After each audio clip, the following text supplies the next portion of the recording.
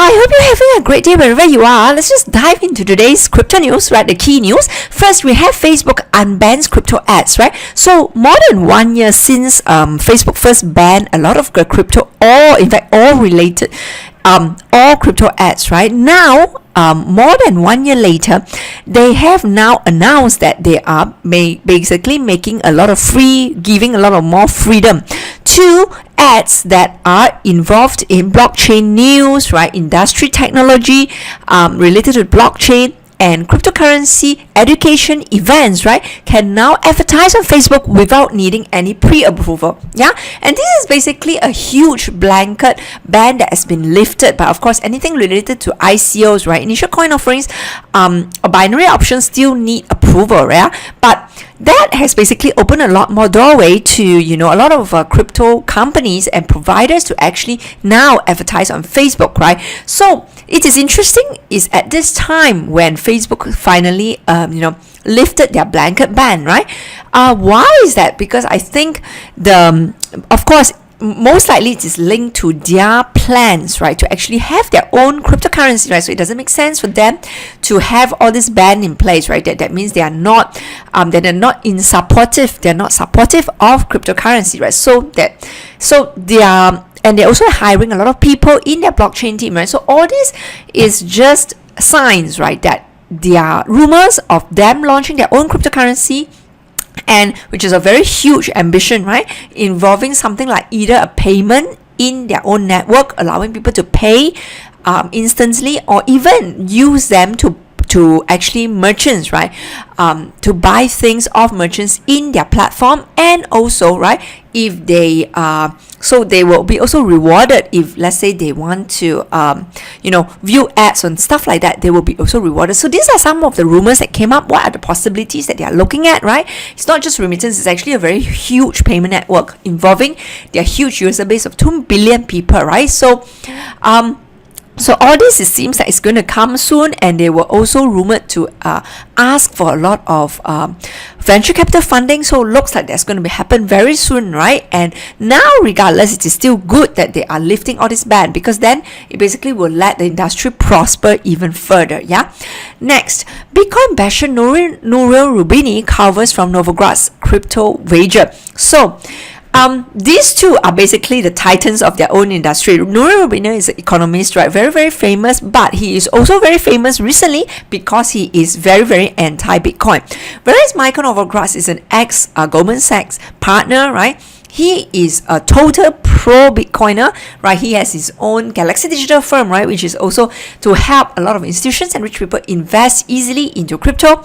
So they finally met face to face, right, in a recent tech conference, a SORT tech conference just about 1 day ago.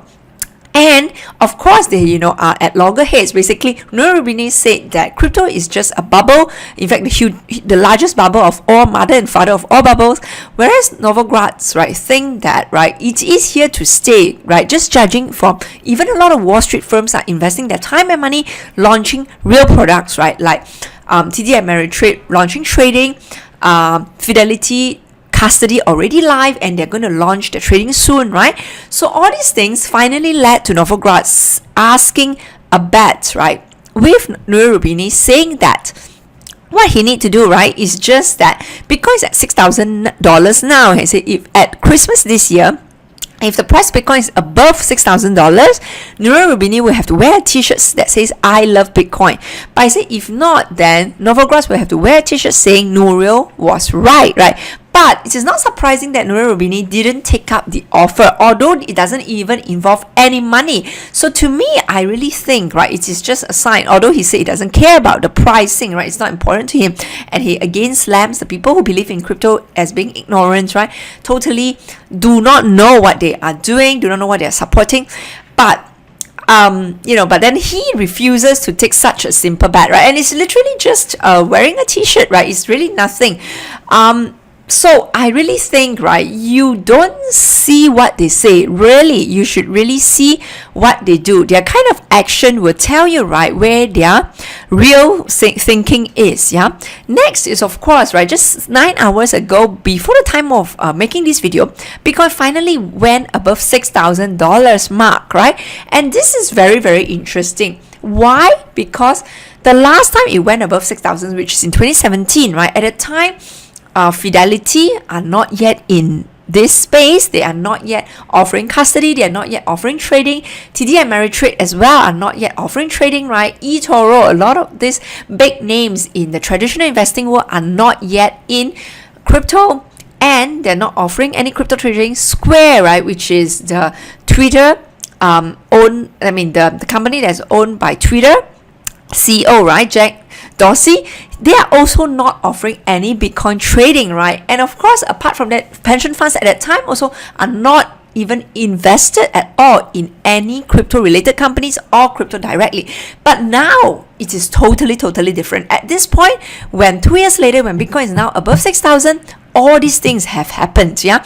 And also you also have a lot of rich people, family offices taking keen interest in crypto, right? Where Anthony Pompliano is invited to speak to them, right? They have conferences just to educate these rich people on crypto, right? For the first time, yeah.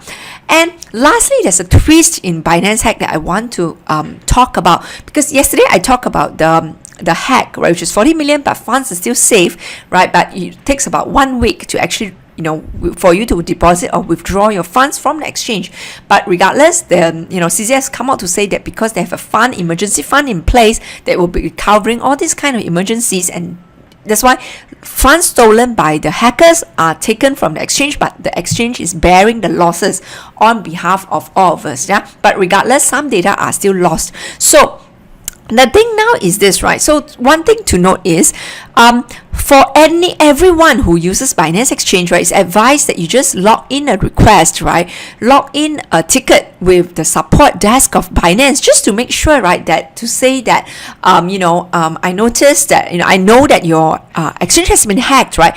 Can you just check and make sure my funds are safe, right? And I will be able to withdraw my money 7 days from now, right? Just write in and just have everything in black and white, right? So then at least we have that basis covered. Second thing I want to highlight is that, right, CZ actually, I think in the fire of everything, right, because he's so angry with the hackers, there are people who actually advised him, right, there is a possibility to actually redeem these funds, right, by one of the ways is to actually relook at the blockchain, right, and then do a reorganization of the blockchain, and then that money can possibly be reinstated back. That means you're basically changing the blockchain ledger. Now, the thing is then, he, of course, in the heat of all things, right, I believe in even rational people, right, under such stress, and he didn't sleep for more than 24 hours, he even considered, but the good thing was he is wise enough to actually seek counsel from very, very, smart people, and that includes the top miners, the major miner company, right, including Jihan Wu, among others, right, and all the other top figureheads of the mining pools, right, and he actually consulted them, and good thing was all of them came out to say, no, you shouldn't do this, right? And I think then basically they recognize that why they shouldn't do this. Of course they can. If everyone say yes, then they can. But that's the beauty and that's the genius of the Bitcoin ledger and the design, right? Because it is not in their interest. Actually, yes, they might be paid the miners might be paid short term for this kind of efforts, right? But in the long term, all their efforts of mining, right, it will be gone. Why is that? Because once the general public know that even for the most secure Bitcoin, you can actually, with the help of just a few people, right, these top figureheads of top mining pools, and including CZ, if you just with less than 10 people on board, and you can then together join effort of just 10 people, you can reinstate it back the ledger, right? That means you can change it and you can change history. Then what good is Bitcoin, right? All the other people who truly understand, they will then dump Bitcoin. Even though they have to suffer the losses, they will dump Bitcoin. Or even if they don't dump, right, they will not believe it anymore. I think basically they will dump because then they want the liquidity to invest in something else that is definitely better, right? So in that case, then apart from that, there will be also other people, technologists, right, programmers, software engineers, who will come up with another version of truly immutable, another version of Bitcoin that is definitely generally much more safer, that will not have this, will not be susceptible to this kind of risk again in the future. So even if they manage to do this and then they stop this one, there will be another one, and then the core Bitcoin, right, if they really went ahead, it will suffer in prices. And then what happens to all this livelihood of all these miners, Bitcoin miners? Then they will suffer. So actually it doesn't make sense. So that is where the genius of the Bitcoin ledger and the design is, right? And so a lot of people have, of course, given a lot of flack to CZ for even considering this, and him discussing it in the open, right? I think to be fair, if you're in his shoes, right, perhaps you will also not think rationally, and you might, if someone just suggests to you, you might even just take that as a consideration. But the fact that he went into consultation with the right people in the industry, and then the right people also with their right minds, right, weigh out the pros and cons, and they decided not to go ahead, that tells a lot, right? And that is why, that is again, this incident can be both good and bad, right? On one side, of course, yes, the fact that these things are discussed in public can easily be taken up as one of the top criticism, right, for Bitcoin design, for people who are anti-Bitcoin. But at the same time, you can also say, yes, so it has susceptible to this risk, right?